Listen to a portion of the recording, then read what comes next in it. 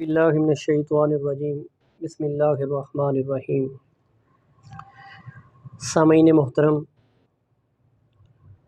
سورۃ الکہف ہم پڑھ رہے ہیں۔ سورۃ الکہف کے متعلق شروعات میں چند کلمات میں نے آپ حضرات کی سماعتوں کی نظر کیے تھے کہ سورۃ الکہف میں مشرکین کے جو شبہات تھے، مشرکین کی جو باتیں تھیں، وہ یہود کے پاس جو جاتے ہیں، یہود جو سوال لکھتے ہیں وہ قریش کے پاس آتے ہیں، اور قریش وہ سوال لے کر جو ہے وہ رسول اللہ صلی اللہ علیہ وسلم کی خدمت میں حاضر ہوتے ہیں۔ وہ ایک بحث تھی، وہ سوال کیا تھے، اس میں نے آپ حضرات کے سامنے بیان کیا تھا کہ ان میں ایک صحابہ کہف کے بارے میں بھی تھا۔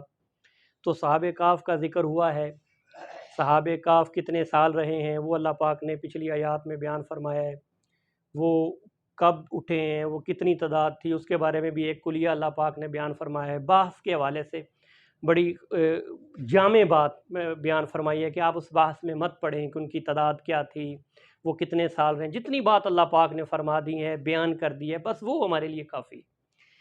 تو اب ایک تسلیہ، ایک جملہ ہے، رسول اللہ صلی اللہ علیہ وسلم سے خطاب کیا جا رہا ہے۔ پچھلے درس میں ہم نے 27 نمبر آیت تک پڑھا تھا، اس میں نے آپ کو بتایا تھا کہ اللہ پاک کا جو کلام ہے، اللہ پاک کا ایک اپنا خوبصورت انداز ہے۔ اللہ پاک اصحاب کہف کا جب ذکر فرما رہے تھے تو ان کی ثابت قدمی کا بھی، اور جس دبنگ انداز میں انہوں نے بادشاہ کے سامنے بیان کیا تھا وہ توحید کا، وہ بھی میں نے آپ حضرات کے سامنے بیان کیا تھا۔ یہ اللہ پاک کا ایک خوبصورت انداز ہے، کاش ہمیں قرآن سمجھ آئے اور ہم قرآن کو سمجھنے والے بن جائیں۔ یہ ایک لمحہ فکریہ ہے امت مسلمہ پر۔ تو اب اللہ تعالیٰ فرما رہے ہیں وَاصْبِرْ نَفْسَكَ مَعَ الَّذِينَ يَدْعُونَ رَبَّهُمْ بِالْغَدَاةِ وَالْعَشِيِّ يُرِيدُونَ وَجْهَهُ وَلَا تَعْدُ عَيْنَاكَ عَنْهُمْ۔ یہاں اللہ پاک بیان فرما رہے ہیں کہ آپ اپنے آپ کو جوڑے رکھیں۔ اصبر کا معنی روکنا بھی ہوتا ہے، جوڑنا بھی ہوتا ہے۔ آپ اپنی ذات کو، نفس کا، آپ اپنے آپ کو جوڑے رکھیں مَعَ الَّذِينَ، ان لوگوں کے ساتھ، يَدْعُونَ رَبَّهُمْ بِالْغَدَاةِ وَالْعَشِيِّ، جو پکارتے ہیں اپنے پروردگار کو صبح اور شام، اپنے پروردگار کو صبح اور شام پکارتے ہیں۔ یریدون وجہہ، وہ اسی کے طلبگار ہیں، اسی کی طرف دیکھتے ہیں، اسی کے وہ طلبگار ہیں۔ ان لوگوں کے ساتھ اپنے آپ کو جوڑے رکھیں جو لوگ صبح اور شام اپنے پروردگار کو پکارتے ہیں، ان کے ساتھ اپنے آپ کو جوڑے رکھیں۔ وَلَا تَعْدُ عَيْنَاكَ، اور آپ نگاہیں نہ پھیریں ان سے، آپ ان سے نگاہیں نہ پھیریں۔ یہ اللہ پاک بیان فرما رہے ہیں۔ تُرِيدُ زِينَةَ الْحَيَاةِ الدُّنْيَا، کیا آپ ارادہ رکھتے ہیں دنیا کی زندگی کی زینت کا؟ کیا آپ تُرِيدُ کا معنی ہوتا ہے کیا آپ ارادہ کرنا، تُرِيدُ کیا معنی؟ کیا آپ ارادہ رکھتے ہیں دنیا کی زندگی کی زینت کا؟ آگے اللہ پاک بیان فرما رہے ہیں وَلَا تُطِعْ، اور نہ ان کا کہنا ماننا، ان کا کہنا نہ ماننا، ان کے پیچھے نہ چلنا، من اس شخص کے اغفلنا قلبہ عن ذکرنا، کہ ہم نے غافل کر دیا ہے اس کے دل کو اپنے ذکر سے، ذکرنا اپنے ذکر سے، ان سے ہم نے نہ اپنے اس کا کہنا ماننا ہے ایک ایسے شخص سے جس کو ہم نے اپنے ذکر سے اس کے دل کو غافل کر دیا ہے۔ وَاتَّبَعَ هَوَاهُ، اور وہ خواہشات کے پیچھے لگا ہوا ہے اور خواہشات کی اتباع کر رہا ہے۔ وَكَانَ أَمْرُهُ فُرُطًا، اور وہ اپنے کام میں حد سے تجاوز کر چکا ہے۔ سامعین محترم، مفسرین نے اس کے بارے میں بہت خوبصورت باتیں لکھی ہیں۔ ابن عباس کی روایت کے مطابق، رضی اللہ تعالیٰ عنہ کی روایت کے مطابق، کہ حضرت صہیب رومی، سیدنا بلال حبشی رضی اللہ تعالیٰ عنہ اور عمار رضی اللہ تعالیٰ عنہ، یہ حضرات حضور صلی اللہ علیہ وسلم کی بارگاہ میں بیٹھے ہوئے تھے۔ کہ یہ جو سرداران مکہ تھے جن کو اپنی دولت پہ غرور تھا، گھمنڈ تھا، اپنی دولت کے نشے میں اتنے اندھے ہو چکے تھے، وہ ایک پیغام لے کر آئے کہ رسول اللہ صلی اللہ علیہ وسلم کو کہ یا رسول اللہ، ہمارا بھی دل چاہتا ہے کہ ہم آپ کی بات کو مانیں، آپ کی الفاظ جو ہیں، قرآن جو آپ پڑھتے ہیں، جو کلام پڑھتے ہیں، وہ ہم سنیں، ہمارا دل چاہتا ہے، لیکن دیکھیں نا، ہم تو سردار ہیں۔ یہ ازل سے ہی چلتا آ رہا ہے، غریب اور امیر کا نظام یہ اس وقت سے ہی چلتا آ رہا ہے، آج بھی دیکھ لیں، غریب سے تو کوئی رشتہ داری بھی نہیں کرتا، غریب سے کوئی سلام لینا بھی وہ بھی آر سمجھتا ہے. یہ گھمنڈ ہوتا ہے، متکبرانہ انداز ہوتا ہے. یہ وہ متکبر سوچ ہوتی ہے جس کی بنا پر وہ سمجھ یہ رہا ہوتا ہے کہ میں بہت جناب اپنے آپ کو بہت عقل مند ہوں، شعور والا ہوں، دانش مند ہوں. حقیقت میں وہ بے وقوف ہوتا ہے. وہ سردار بھی آئے، ابن عباس رضی اللہ تعالیٰ فرماتے ہیں کہ ہم آپ کی بات سننے کو ہمارا دل جو چاہتا ہے، لیکن ہم کیا کریں، دیکھیں نا یہ غریب لوگ ہیں، انہیں کپڑے پہنے ہوئے ہیں، تو یہ غریب لوگ ہیں، پھٹے پرانے کپڑوں والے ہیں، تو ہم ان کے ساتھ بیٹھے ہیں، یہ تو ہماری توہین ہے، ہمارے منصب کے خلاف ہے، ہماری شان کے خلاف ہے. یہ جو نبی ہوتا ہے نا، نبی حریص ہوتا ہے اس معاملے میں کہ میرا ایک ایک امتی جہنم سے بچ کر جنت میں جانے والا بن جائے. کچھ لمحے تو حضور صلی اللہ علیہ وسلم کے دل میں یہ خیال پیدا ہوا کہ یہ تو میرے تابع ہیں، یہ تو میرے نقش قدم پر چلنے والے ہیں، میری باتوں پر عمل کرنے والے ہیں، میں ان کو کہہ دوں گا، ایک ترتیب بنا دوں گا. ابھی دل میں یہ خیال پیدا ہوا ہے، زبان پر یہ کلمات جاری نہیں ہوئے، لیکن اللہ کتنے غیور ہیں. صحابہ کی قربانیوں کو اللہ نے فراموش نہیں کیا. اپنے محبوب سرور کائنات صلی اللہ علیہ وسلم کو یہ فرما دیا کہ آپ نے اپنے آپ کو ان سے جوڑے رکھنا ہے. یہ بظاہر خطاب تو رسول اللہ صلی اللہ علیہ وسلم کی ذات کو ہے، لیکن یہ حقیقت میں ان سرداران مکہ کے منہ پر تماچا بھی ہے جن کو یہ کہا جا رہا ہے کہ آپ اپنی ظاہری ٹھاٹ باٹ میں پھول نہ رہیں. آپ کے رب کو اور نبی کو آپ کی یہ دنیاوی ٹھاٹ بات سے کوئی سروکار نہیں ہے. اللہ خوبصورت انداز میں ایک مبلغ نے، ایک مفکر نے یہ بات بھی کی تھی کہ اللہ پاک نے کہا میرے محبوب یہ سرداران مکہ نہیں کلمہ پڑھتے تو نہ پڑھیں، تیرا رب ان کے کلمے کا بھوکا نہیں ہے. لیکن ان غریب صحابہ کی قربانیاں تو دیکھ، کوئی روم چھوڑ کر آیا، کوئی فارس چھوڑ کر آیا، کوئی حبشہ چھوڑ کر آیا، تپتے ہوئے صحراؤں پہ یہ لیٹے، انہوں نے قربانیاں دی ہیں، انہوں نے سب کچھ برداشت کیا ہے، بچے چھوڑ دیے ہیں، بیویاں چھوڑ دی ہیں، لیکن اے نبی تیرا ساتھ نہیں چھوڑا. تو اللہ بڑے قدردان ہیں، اللہ ان کی قربانی کو ضائع نہیں کرتے، آپ ان سے اپنے آپ کو جوڑے رکھیں. تو یہ اللہ پاک اپنے محبوب سرور کائنات صلی اللہ علیہ وسلم کو فرما رہے ہیں کہ ان کی قربانیوں کو آپ نے فراموش نہیں کرنا. یہاں حضرات صحابہ کی عظمت کا ذکر ہو رہا ہے.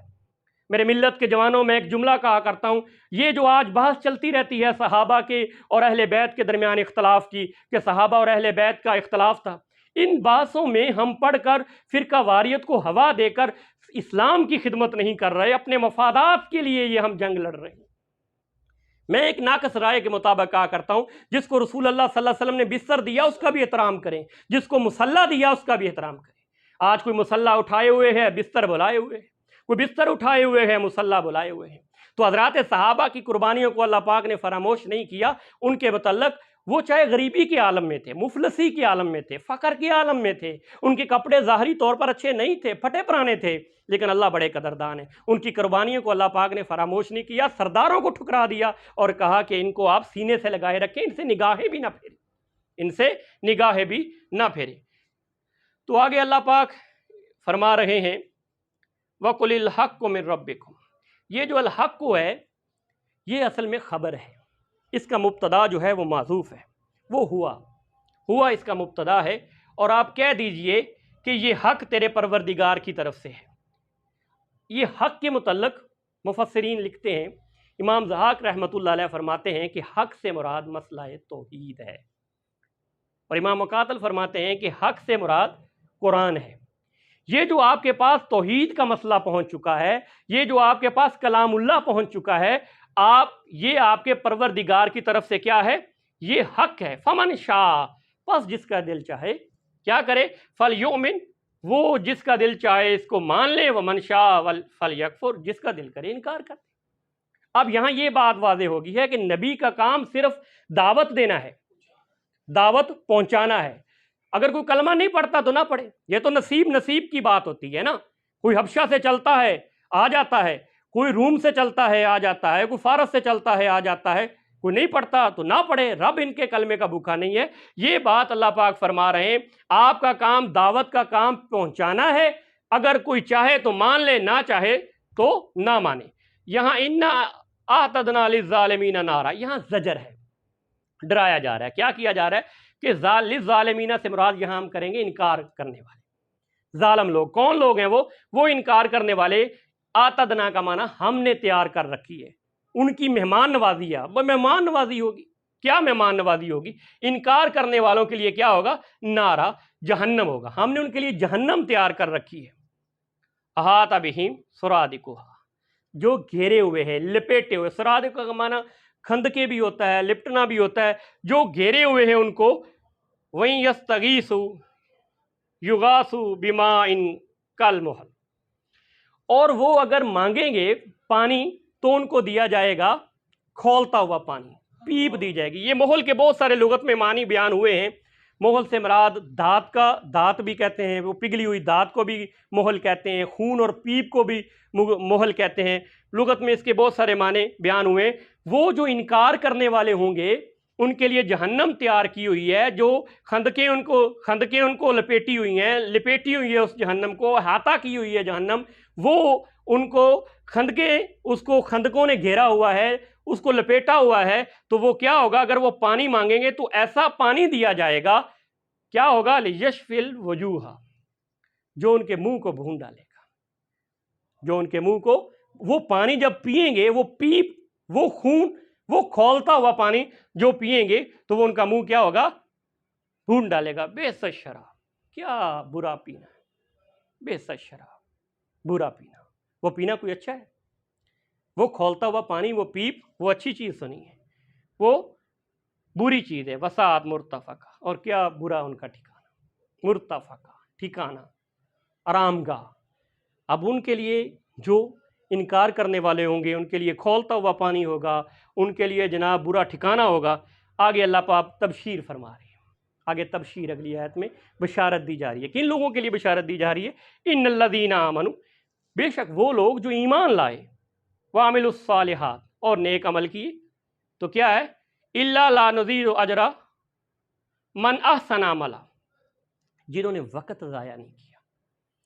جو نیک عمل کیے، پہلے ایمان لائے اور نیک عمل کیے اور وقت ضائع نہیں کیا، تو ان کے لیے اچھے عمل کا بدلہ دیا جائے گا. ان کے اچھے عمل کا کیا دیا جائے گا؟ ان کو بدلہ دیا جائے گا. اولئک لہم جنات عدن تجری من تحتہم الانہار، تو ان کے لیے باغات ہوں گے جن کے نیچے نہریں بہتی ہوں گی. ان کے لیے باغات ہوں گے جن کے نیچے نہریں بہتی ہوں گی. یحلون فیہا من اساور من ذہب، تو ان کو پہنائے جائیں گے سونے کے کنگن. قدیم زمانوں میں بادشاہ جو ہوتے تھے وہ سونے کے کنگن پہنتے تھے. آج تو پھر مرد کے لیے سونا حرام ہے، چین حرام ہے.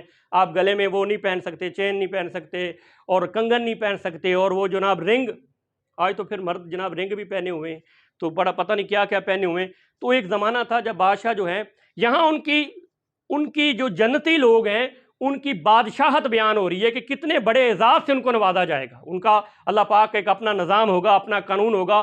ان کو وہ سونے کے کنگن کیا ہیں؟ وہ سونے کے کنگن ان کو پہنائے جائیں گے. وَيَلْبَسُونَ ثِيَابًا خُضْرًا مِّن سُندُسٍ، ان کو ریشم کا جو لباس ہے، باریک لباس ان کو پہنایا جائے گا. جیسے سونا حرام ہے اب ویسے ریشم کا لباس بھی حرام ہے، لیکن جنتیوں کو یہ پہنایا جائے گا. وَاسْتَبْرَقَ مُتَّقِينَ فِيهَا عَلَى الْأَرَائِكِ. اب یہ جو ان کو باریک لباس بھی پہنایا جائے گا اور ان کو موٹا لباس بھی ریشم کا پہنایا جائے گا. وہ کیا ہوگا؟ یہاں اللہ پاک آگے بیان فرما رہے ہیں ان کے لیے جنت میں کیا ہوں گے؟ تکیے لگے ہوئے ہوں گے، تخت پہ بیٹھے ہوں گے وہ جنتی، تکیے لگے ہوئے ہوں گے ان کے لیے. جنتیوں کے لیے اللہ پاک یہ انعامات جو ہیں جنتیوں کو، اللہ پاک ہمیں بھی نصیب کرے. ہمیں وہ اعمال کرنے کی توفیق دے، جن چیزوں سے اللہ پاک نے ہمیں روکا اس سے رکنے کی توفیق دے، اور جن چیزوں کا حکم دیا اس کو کرنے کی توفیق دے. تو یہ انعامات ہمارے لیے بھی ہوں گے. نعمت ثواب، تو ان کو بدلہ دیا جائے گا. کس کا؟ نعمتوں کا بدلہ دیا جائے گا. وہ حسنت مرتفقہ، اور ان کو اچھا ٹھکانہ. یہ اللہ پاک ان کو نعمتوں کا بدلہ، وہ جو نیک اعمال کریں گے اچھے اعمال کا ان کو بدلہ دیا جائے گا. یہ ہمارے لیے ایک پیغام ہے. یہاں صرف یہ اگر نہ کوئی سمجھے تو نہ سمجھے، ورنہ کوئی مشکل چیز تو نہیں ہے، کوئی مشکل الفاظ بھی نہیں ہیں، کوئی مشکل باتیں نہیں ہیں جو اللہ پاک نے بیان کی. یہ بات ہے ہمارے دماغ کی، یہ بات ہے ہماری سوچ کی، فہم و فراست کی. جھوٹ میں ہماری یہاں فہم و فراست چلتی ہے، چغلی میں ہم فہم و فراست کے منبع اور ماوا ہیں. کلام کو بدلنے میں ہم بہت مہارت رکھتے ہیں، لفظوں کا ذخیرہ رکھتے ہیں. من گھڑت ترجمے کر قوم کو گمراہ کرنے کے ہم خطابت کے بے تاج بادشاہ ہیں. لیکن یہ اللہ پاک نے کوئی مبہم چیز بیان نہیں فرمائی. یہ سمجھنے کی باتیں ہیں نوجوانوں. میرے ملت کے نوجوانوں، یہ سمجھنے کی باتیں ہیں، کاش ہم ان کو سمجھتے اور اس سے استفادہ کرتے، لیکن آج ہم نے قرآن کو پس پشت ڈال دیا۔ اسی وجہ سے تو ہمارے حالات خراب ہیں، مسلمان پریشان ہیں۔ ہم جب لوگوں کو کہتے ہیں، نوجوانوں کو کہتے ہیں کہ آؤ قرآن کے قریب آؤ، قرآن پڑھو، قرآن کو سمجھو، تو ممبر سے پھر اور صدائیں بلند ہوتی ہیں کہ لو جی آپ ان کو ناظرہ پڑھا سکتے ہیں، تفسیر کیسے پڑھا سکتے ہیں؟ 6th کلاس کا بچہ، 8ویں کلاس کا بچہ، نحم اور دہم میں پڑھنے والا 1st ایئر 2nd ایئر کا قرآن کیا سمجھے گا؟ اس کے لیے پہلے جی صرف پڑھی جائے گی، ناو پڑھی جائے گی، اس کی صرف اور ناو کی ترکیب کرائی جائے گی، سیغوں کی پہچان کروائی جائے گی، سیغوں کا اجرا کروایا جائے گا، اصول صرف ناو پڑھائی جائے گی، پھر جا کے جناب قوم کو جو ہے بچوں کو قرآن کے قریب لے کر آئیں گے۔ یہ مولوی نے بہت بڑا جرم کیا ہے۔ کاش مولوی صبح بچے کو درس دیتا، بچے کو قرآن ناظرہ پڑھاتا، ایک لائن قرآن کی پڑھاتا تو ساتھ ترجمہ بھی پڑھاتا، پھر وہ بچہ جھوٹ بولنے والا نہیں ہوتا، پھر وہ بچہ گناہ کرنے کے والا نہیں ہوتا۔ لیکن آج گناہ اس لیے ہو رہا ہے کہ بچے نے قرآن پڑھا ہے، سمجھا نہیں ہے۔ اگر ہم قرآن کو سمجھتے، ہم ایک دن میں 3 پارے پڑھ لیتے ہیں، لیکن ہمیں پتہ ہی نہیں ہوتا۔ الحمد کی دال سے لے کر والناس کی سین تک پورا قرآن پڑھ جاتے ہیں، ہمیں پتہ ہی نہیں ہوتا قرآن میں کہا کیا جا رہا ہے۔ اور یہی وجہ ہے ہمارے معاشرے میں برائیاں جنم لے رہی ہیں، ہمارے معاشرے میں گناہ جنم لے رہے ہیں۔ اور اسی وجہ سے میں نے پچھلے درس میں مخلوط تعلیم کی طرف اشارہ کیا تھا کہ مخلوط تعلیم، لڑکیوں اور لڑکوں کا اکٹھے بیٹھ کر پڑھنا، یہ گناہ ہے، کوئی بھی ایسے اس کو اجازت نہیں دے سکتا۔ لیکن آج مخلوط تعلیم میں مخلوط تعلیم کا رواج دیا جائے۔ اگر قرآن کو پڑھا ہوتا، قرآن کو سمجھا ہوتا، تو ہمیں کم از کم یہ بھی پتہ ہوتا کہ محرم اور غیر محرم کس کو کہتے ہیں، محرم اور غیر محرم کے رشتوں کی ہمیں پہچان ہوتی، لیکن ہمیں چونکہ پہچان نہیں ہے۔ اور یہی وجہ سے کہ ہائے روز کوئی نہ کوئی اسکینڈل بنتا رہتا ہے، جنسی استحصال ہو رہا ہے۔ مجھے پرسوں ایک آدمی ملا، کہنے لگا مفتی صاحب اب تو بچیوں کو یونیورسٹیوں میں بھیجنے سے ڈر لگ رہا ہے۔ میں نے کہا تم سے وہ جاہل بہتر ہے جس کی بیٹی نے کم از کم عزت تو بچا لی، چاہے تعلیم حاصل نہیں کی۔ ڈگری لے کر عزت لٹا کر ڈگری لینے والا وہ کیا عزت لے؟ یہ میرے ملک میں ہو رہا ہے، ملک اسلامی، یونیورسٹی اسلامی، اور وہاں جنسی استحصال ہو رہا ہے۔ اور میں نے پچھلے درس میں انتظامیہ سے ایک مطالبہ کیا تھا کہ یہ جو پروفیسر کے مارکنگ کا والا سلسلہ ہے، ثوابدیدی اختیار ہے، اس کو ختم کیا جائے اور پرانا مارکنگ کا نظام رائج کیا جائے۔ کم از کم بچیوں کی عزتیں عفت دری نہ ہو، بچیوں کی عزتیں محفوظ ہو سکیں، ورنہ آج عزتیں لٹ رہی ہیں، اس کا کون ہے پرسان حال؟ اور میں اپنی جوڈیشری سے بھی مطالبہ کرتا ہوں، چیف جسٹس آف پاکستان سے مطالبہ کرتا ہوں کہ اس کو سو موٹو لیا جائے اور اس درندے کو جس نے بچیوں کی عزتوں سے کھیلا ہے اس کو نشان عبرت بنایا جائے۔ یہ ساری باتیں قرآن سے دور ہونے کی وجہ سے ہے۔ اگر ہم نے قرآن پڑھا ہوتا، ہمیں پتہ ہوتا کہ مخلوط تعلیم کتنا بڑا جرم ہے، کتنا بڑا گناہ ہے۔ بچیوں اور بچوں کا اکٹھا بیٹھ کر پڑھنا، جو اسلام ہمیں محرم کے بغیر حج کرنے کی اجازت نہیں دیتا، حالانکہ حج کی ابتدا بھی پاکیزگی سے ہوتی ہے اور حج کی انتہا بھی پاکیزگی پر ہوتی ہے، لیکن اتنے مقدس فریضے کی اجازت نہیں دیتا، وہ ایک جوان بچی کو جوان لڑکے کے ساتھ بیٹھنے کی کس طرح اجازت دے دیتا ہے؟ یہ ہمارے علماء سے بھی مطالبہ ہے، خدا را قوم کو تقسیم مت کریں، قوم کو ان مسائل کی طرف توجہ لے کر آئیں، قوم کی توجہ ان مسائل کی طرف لے کر آئیں جس کی قوم کو اشد ضرورت ہے۔ اللہ پاک ہمیں قرآن سمجھنے کی، قرآن پڑھنے کی، اس پر عمل کرنے کی توفیق عطا فرمائے، کمی کوتاہی کو معاف فرمائے۔ وما علینا الا البلاغ المبین۔